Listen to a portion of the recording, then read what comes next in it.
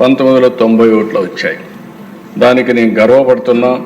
ఒక తెలుగు బిడ్డ పివి నరసింహరావు గారు ఆర్థిక సంస్కరణ ఈ దేశంలో ప్రవేశపెట్టారు. దీనివల్ల దశ దిశ రెండూ మారాయి.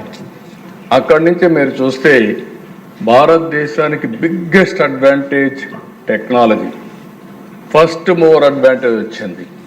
టెక్నాలజీ అడాప్ట్ చేసుకున్నారు. దాంట్లో నా రోలు కూడా 1% 0.5% ఉంది. దాన్ని నేను గర్వపడుతున్నా. అది కూడా చేయగలిగా.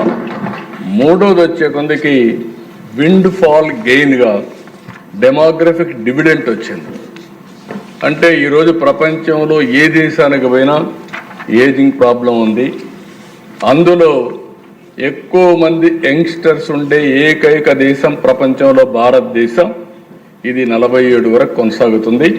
అందుకే నేను చాలా స్పష్టంగా, ఎందుకంటే దానికి ఇంకొక విషయంలో కూడా మీరు చూస్తే నేను చాలాసార్లు చెప్పాను, సరైన సమయంలో దేశానికి సరైన నాయకుడు, రైట్ టైం రైట్ లీడర్, అది నరేంద్ర మోడీ గారని చెప్పి ఈ అసెంబ్లీ ఈరోజు కూడా చెప్తున్నా.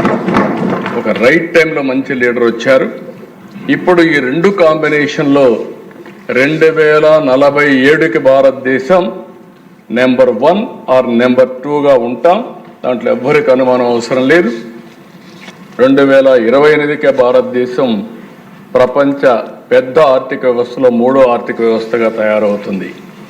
అయితే ఇక్కడ మీరు గుర్తుపెట్టుకోవాల్సింది, దేశం ప్రపంచం ఒక ఎత్తు అయితే మన రాష్ట్రం, మీ నియోజకవర్గం మనకు ముఖ్యం. మీకు ఓట్లేసిన ప్రజల్ని ఏ విధంగా ముందుకు తీసుకుపోతారనే విషయంలో మీకు ఒక స్పష్టత ఉండాలని మిమ్మల్ని కోరుతున్నా.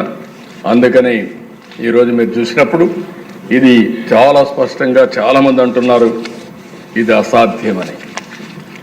ఎప్పుడైనా సరే అసాధ్యమైనటువంటి టార్గెట్స్ పెట్టుకొని ఒక నాయకుడు అనేవాడు ముందుకు పోవాల్సిన అవసరం ఉంది. ఈ లక్ష్యాలను సాధించడానికి నాయకత్వాన్ని కూడా ఎక్కడికక్కడ మనం తయారు చేసుకోవాలి. దాన్ని తయారు చేసుకోవడానికి కూడా ఈ ప్రభుత్వం సిద్ధంగా ఉందని చెప్పి నేను మీకు తెలియజేస్తున్నా.